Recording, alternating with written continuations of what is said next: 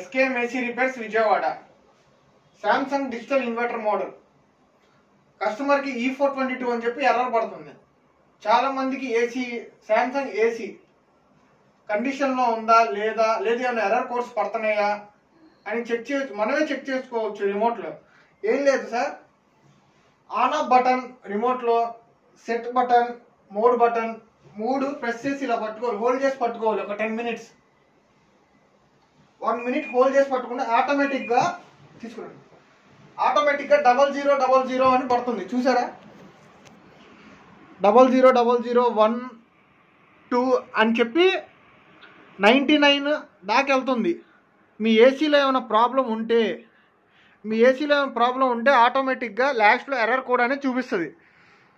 ఇలాగా మీరు ఇంట్లోనే టెక్నీషియన్తో పని లేకుండా చెక్ చేసుకోవచ్చు.